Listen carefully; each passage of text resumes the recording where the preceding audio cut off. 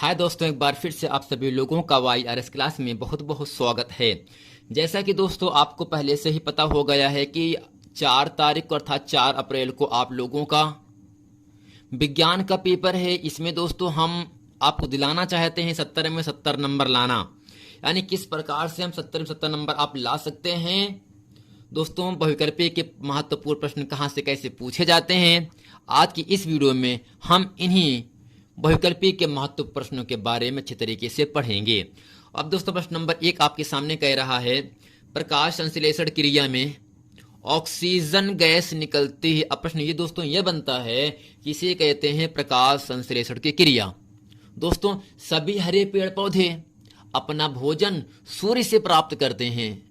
सभी हरे पेड़ पौधे अपना भोजन सूर्य से प्राप्त करते हैं। इस क्रिया के लिए हरे पेड़ पौधे कार्बन डाइऑक्साइड ग्रहण करके हमें ऑक्सीजन गैस बाहर देते हैं, अर्थात हम लोग क्या करते हैं, पेड़ पौधों से ऑक्सीजन गैस ग्रहण करते हैं। और दोस्तों जो पेड़ पौधे होते हैं कार्बन डाइऑक्साइड ग्रहण करके हम लोगों को क्या देते हैं, ऑक्सीजन गैस देते हैं। दोस्तों इस पूरी प्रक्रिया को हम क्या कहते हैं, प्रकाश संश्लेषण की क्रिया कहते हैं। यानी सभी हरे पेड़ पौधे अपना भोजन सूर्य से प्राप्त करते हैं। इस क्रिया के लिए वे कार्बन डाइऑक्साइड गैस ग्रहण करते हैं और दोस्तों ऑक्सीजन गैस मुक्त करते हैं। इस पूरी प्रक्रिया को दोस्तों हम कहते हैं प्रकाश संश्लेषण की क्रिया कहते हैं।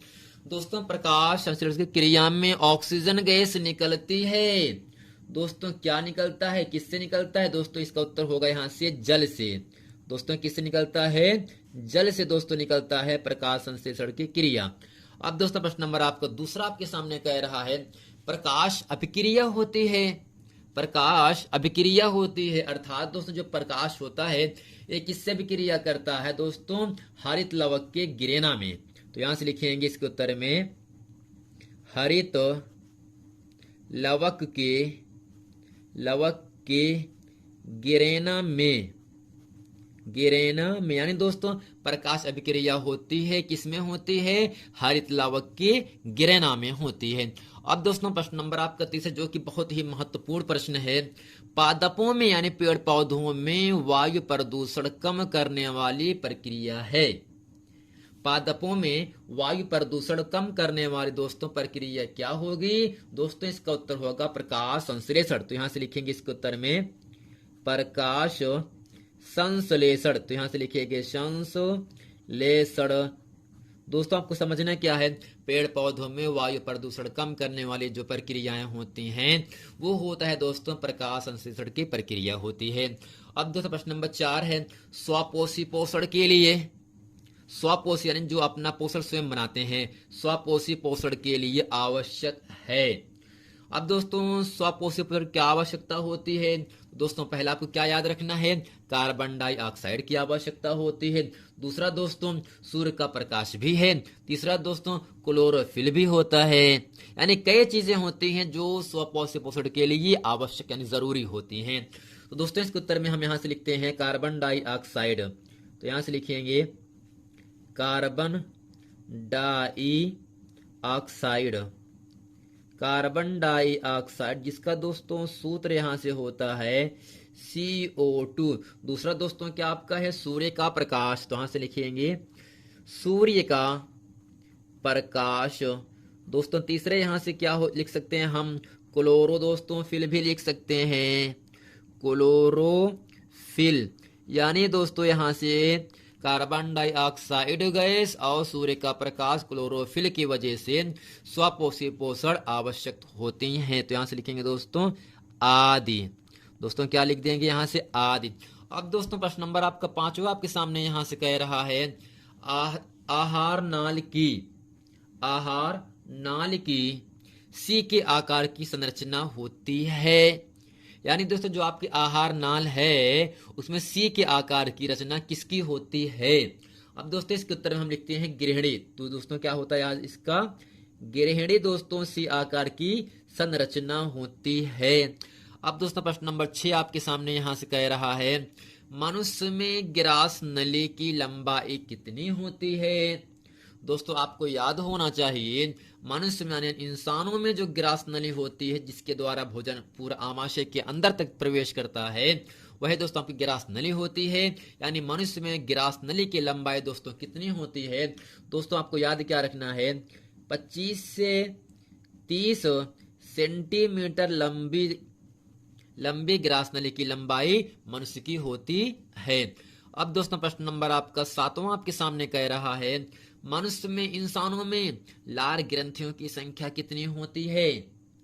दोस्तों मनुष्य के अंदर लार ग्रंथियों की संख्या कितनी होती है? दोस्तों इसके उत्तर में लिखते हैं हम 3 जोड़ी, अर्थात 6 लार ग्रंथियां होती हैं। और दोस्तों 3 जोड़ी होती हैं, तो यहां से लिखेंगे 3 जोड़ी। दोस्तों मनुष्य में लार ग्रंथियों की संख्या दोस्तों कितना होता है? 3 जोड़ी होता है। इसी के साथ दोस्तों प्रश्न नंबर आपका 8वां आपके सामने कह रहा है, मनुष्य में दूध के दांतों की संख्या कितनी होती है? दोस्तों मनुष्य में यानी इंसानों के अंदर दूध के दांतों की संख्या दोस्तों कितना होता है? दोस्तों आपको याद क्या रखना है, मनुष्य में दूध के दांतों की संख्या दोस्तों कितना होता है? 20 होता है। कितना दोस्तों? 20 होता है। इसको अच्छे तरीके से आप लोगों को याद भी रखना है। अब फिर प्रश्न नंबर आपका 9 आपके सामने इसमें कह रहा है, मनुष्य के प्रत्येक जबड़े में यानी ऊपर या नीचे चर्वणक दंतों की संख्या कितनी होती है? दोस्तों इसका उत्तर यहां से होगा 6। यानी फ्रेंड मनुष्य के प्रत्येक जबड़े में यानी ऊपर और नीचे चर्वणक दंतों की संख्या यानी काटने दंतों की संख्या कितनी होती है? 6 होती है। प्रश्न नंबर दोस्तों 10 आपके सामने, जो कि बहुत ही महत्वपूर्ण प्रश्न है, यहां से लिख सकते हैं, वेरी इंपॉर्टेंट प्रश्न दोस्तों ये आपका है। जठर रस और यानी प्रश्न नंबर 11, प्रश्न नंबर 10 दोनों बहुत ही महत्वपूर्ण प्रश्न है फ्रेंड। यकृत स्रावित करता है, यकृत स्रावित करता है दोस्तों, किसको स्रावित करता है, किसको बाहर निकालता है? दोस्तों इसका उत्तर होगा यहां से पित्त रस। दोस्तों यकृत क्या करता है? पित्त रस को स्रावित करता है। जबकि दोस्तों प्रश्न नंबर जो आपका 11 है, जठर रस स्रावित होता है, यानी जो जठर रस होता है वो कहां से स्रावित होता है? दोस्तों इसका उत्तर होगा आमाशय से। दोस्तों कहां से होगा? आमाशय से जठर रस स्रावित होता है। आमाशय से क्या? तो दोस्तों आपको याद क्या रखना है, यकृत स्रावित करता है पित्त रस को, जबकि दोस्तों जठर रस स्रावित होता है कहां से? आमाशय से। अब दोस्तों प्रश्न नंबर 12 आपके सामने है, मनुष्य की लार में पाया जाता है, यानी दोस्तों मनुष्य की लार में कौन सा एंजाइम पाया जाता है? दोस्तों इसका उत्तर क्या होगा? मनुष्य की लार में दोस्तों टाइलिन एंजाइम पाया जाता है। तो यहां से लिखेंगे इसके उत्तर में टाइलिन।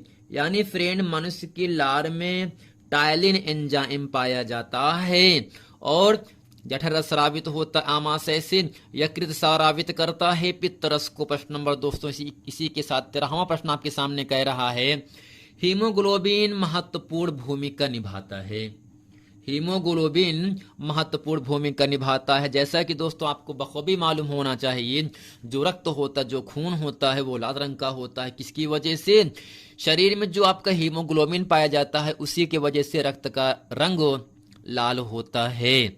दोस्तों हीमोग्लोबिन महत्वपूर्ण भूमिका निभाता है दोस्तों किसके लिए? श्वसन में यानी सांस लेने में दोस्तों, यानी श्वसन में दोस्तों हीमोग्लोबिन महत्वपूर्ण भूमिका निभाता है। दोस्तों श्वसन का मतलब दोस्तों सांस लेना होता है। इसी के साथ दोस्तों प्रश्न नंबर 14 आपके सामने कह रहा है, मनुष्य के हृदय में कोष्ठों की संख्या होती है। दोस्तों मनुष्य के हृदय में दोस्तों 4 कोष्ठक होते हैं, बायां अलिंद, दायां अलिंद, बायां नीले, दायां नीले। अर्थात दोस्तों मनुष्य के हृदय में 4 कोष्ठक होते हैं, दायां अलिंद, दायां नीले, बायां अलिंद, बायां नीले। अर्थात दोनों को मिलाकर दोस्तों 4 कोष्ठक हो जाते हैं। कितने कोष्ठक दोस्तों? 4 कोष्ठक हो जाते हैं। अब दोस्तों प्रश्न नंबर 15 आपके सामने कह रहा है, पल्मोनरी अर्थात फुफ्फुस, यानी दोस्तों पल्मोनरी को हम कहते हैं फुफ्फुस। पल्मोनरी शिरा खुलती है या रुधिर लाती है? दोस्तों जो पल्मोनरी शिराएं होती हैं वो किस अलिंद से यानी किस दिशा से खुलती हैं या किस दिशा से रुधिर को लाती हैं? दोस्तों इसका उत्तर क्या होगा? बाएं अलिंद से। तो यहां से लिखेंगे इसका उत्तर में बाएं अलिंद से, बाएं अलिंद से दोस्तों जो पल्मोनरी शिराएं होती हैं वो खुलती हैं और रुधिर भी लाती हैं। दोस्तों उम्मीद करते हैं ये पूरा प्रश्न वीडियो अच्छे तरीके से आप लोगों को समझ में आ गया होगा। दोस्तों इसमें आपको केवल समझना क्या है, प्रकाश संश्लेषण में ऑक्सीजन गैस निकलती है किसके द्वारा, जल से निकलता है। जब जो प्रकाश अभिक्रियाएं होती हैं वो हरित लवक के गिरेना में पाई जाती हैं, जबकि पादपों तथा पेड़ पौधों में वायु प्रदूषण कम करने की जो प्रक्रियाएं होती हैं दोस्तों से कहा जाता है प्रकाश संश्लेषण। स्वापोषी पोषण के लिए दोस्तों कार्बन डाइऑक्साइड गैस, सूर्य का प्रकाश और क्लोरोफिल की आवश्यकता होती। तो दोस्तों यहाँ से आहार नाल की सी के आकार की संरचना होती है किसकी दोस्तों, गृहिणी होती है। मनुष्य में गृह नली की लंबाई कितनी होती है, 25 से 30 सेंटीमीटर। मनुष्य में लार ग्रंथियों की संख्या दोस्तों 3 जोड़ी होती है अर्थात 6 होता है। अब दोस्तों मनुष्य में दूध के दांतों की संख्या कितनी होती है, 20 होती है, जबकि मनुष्य के प्रत्येक जबड़े में चरवृक्क दंतों की संख्या होती है दोस्तों 6 होता है। और दोस्तों यकृत स्रावित करता है, बहुत ही महत्वपूर्ण प्रश्न है। यकृत स्रावित करता है दोस्तों पित्त रस को, जबकि दोस्तों आमाशय स्रावित करता है जठर रस को। मनुष्य की लार में पाया जाता है दोस्तों टाइलिन, जबकि हीमोग्लोबिन महत्वपूर्ण भूमिका निभाता है श्वसन में अर्थात सांस लेने में। मनुष्य के हृदय में कोष्ठकों की संख्या होती है दोस्तों 4 होता है, 2 अलिंद और 2 निलय। पल्मोनरी अर्थात फुफ्फुस शिरा खुलती है या रुधिर लाती है दोस्तों किस दिशा से, बाएं अलिंद से। तो दोस्तों उम्मीद करते हैं ये पूरा प्रश्न वीडियो अच्छे तरीके से आप लोगों को समझ में आ गया होगा। यदि आप इस चैनल पर नए हैं तो आप इसे जरूर लाइक, सब्सक्राइब और शेयर जरूर कर दें, ताकि इसी तरह के नेक्स्ट वीडियो आप लोगों तक आसानी से पहुंचता रहे। मिलते हैं फिर नेक्स्ट वीडियो में, तब तक के लिए थैंक यू।